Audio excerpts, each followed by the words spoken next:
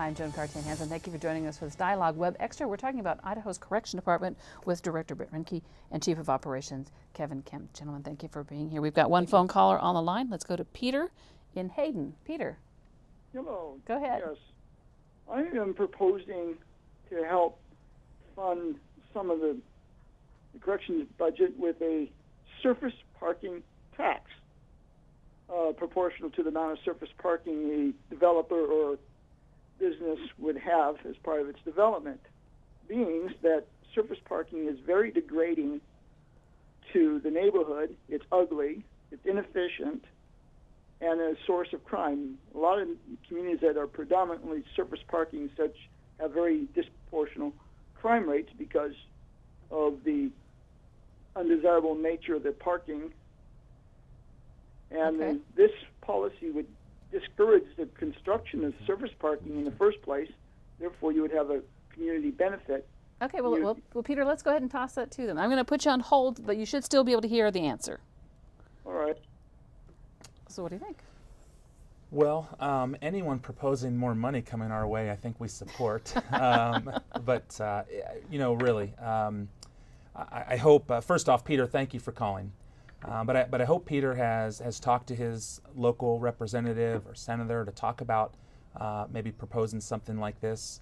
As far as a surface parking tax, tax can be kind of a difficult word to speak during these times, and so I certainly don't want to wade in there. But I think it goes back to what we talked about a little bit ago, Joan, and that is we may have to, as a state, really become innovative in how we're going to get out of some of these economic issues that we're in. It is an interesting concept of the area to somehow associate a tax payment with an area where there's greater crime and making that connection. Is there any other areas that you could think of? Not that I'm aware of. I haven't heard that anywhere. That's a pretty creative idea. Okay. And I haven't. There's been a lot of work done nationally on crime mapping and a variety of different things of that nature. But that's an idea we'll need to put in our write it down and try to flesh out the ideas and get a hold of the National Institute of Corrections and see if there's anyone out there that's done any research on it. Let me ask you this. Thank you again, Peter, for your call. I appreciate it. Why do you think that Idaho's crime rate has gone, that number, that recidivism rate is so good, whereas you've been quoted as saying Idaho's recidivism rate, the ones that come back, is the same as California's, the ones who are, or the vice versa? We keep as many out as they keep in, or keep getting back. Why is it different than here in Idaho than in California or other states? I think there's a variety of reasons for it, and first, I think it starts with the communities that make up Idaho. We don't have a terribly horrible crime-ridden community in any parts of the state, and so when our offenders do come out of prison and they go back to their areas, no matter where it is in Idaho, comparatively, it's not as bad as you might find in another larger state like California. There's some cities there that certainly don't lend themselves to a lot of success for the offenders. But then I think it leads right into, of course, what we do with these guys, and it starts with that drug and mental health court. I mean, we in the state of Idaho have shown incredible success with drug and mental health courts, and these judges that dedicate so much of their time to this type of offender up front, diverting them from prison.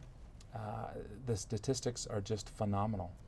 How much money do we save by looking at those alternative types of sentencing, including things like ankle bracelets and home monitoring and those other alternatives? Well, if you're talking about what it costs per day, it's $52.22 a day to incarcerate an individual, an adult male, in Idaho. And it's about $202 a day from a juvenile justice standpoint per day. So when you start looking at, because in building on what Chief Kemp is saying, I think that when we start looking at the system overall, Joan, and we start looking at child protection, juvenile justice, misdemeanor probation, felony probation, and parole, the more we can work as a system, the better job we're going to do to help manage those numbers, because those numbers are phenomenal right now, and especially in this environment. And I think a lot of that is because we're all trying to do the right thing for the right reasons. And I don't know that I've ever seen in my 17 years, 25 years in public life, I've ever seen people communicate better and try to coordinate efforts better than what I've seen in the last 5 years in the state of Idaho. I read a study somewhere. They said the easiest way, or to stop the growth in people going into prison, is to fund preschool and parenting classes. Is that still the case? I think there's a lot to be said for that. We're doing a lot of work right now in trying to identify the children of incarcerated parents. And we know that in Idaho, the average inmate will have 1.25 children. And there's some just amazing stories that we've been able to in visiting with our women and our men, where their kids are, what can we do to get services to those kids? Because when the Annie Casey Foundation has done their research, they will tell us that a child of an incarcerated adult is 5 times more likely to follow in their parents' footsteps. So we truly want to get our arms around that in the years to come. That's part of that 5-year plan is continuing to strengthen the juvenile justice system, continue to professionalize our misdemeanor probation and parole, because misdemeanor probation and parole is the felons, that's our front door. Yeah. So we need to look at all those areas and build new and better and more trusting partnerships with local law enforcement. You just can't separate any of those, especially when our front door is the court and the back door is the parole commission. We have to work together. You know, in reviewing your budget, I came across one line item that the governor actually funded, which was pretty unique these times, but that I thought was a little unusual, and I was going to ask you to explain. You're going to get $500 for firewood for sweat lodges. Yes. Why do you need firewood for sweat lodges? Yeah, that's a great question. That's because I do my research. Because of RELUPA. Because of RELUPA. It's a federal act that we work with day in and day out for religious services throughout the state of Idaho.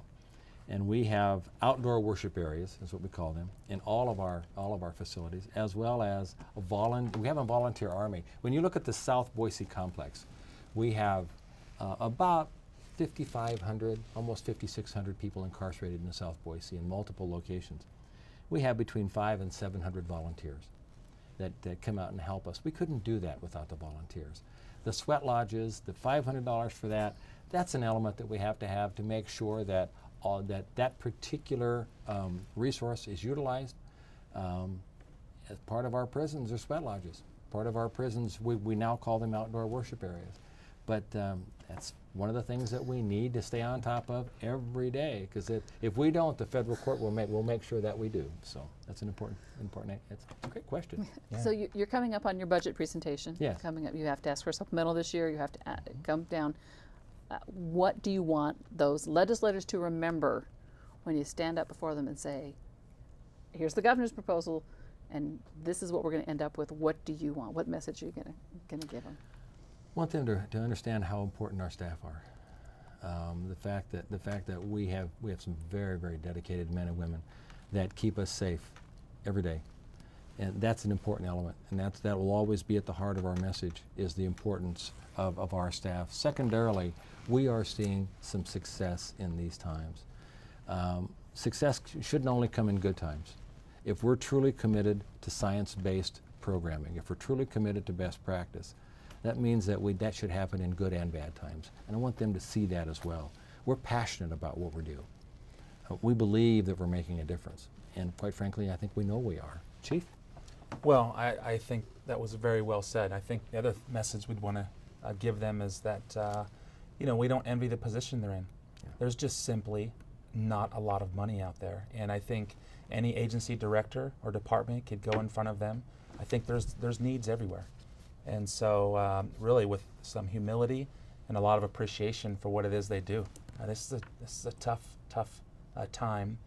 And we feel confident the right people are in place to make those decisions. There's a great deal of interconnectivity with things that are completely outside your connection. Yeah. Mental health services, That's for example, has an impact. That's true. Gentlemen, we've run out of time. Thank you for joining us for this Thank you Web very Extra. much. Thank you, John. Thank you for joining us, and we'll see you here next time on Dialogue.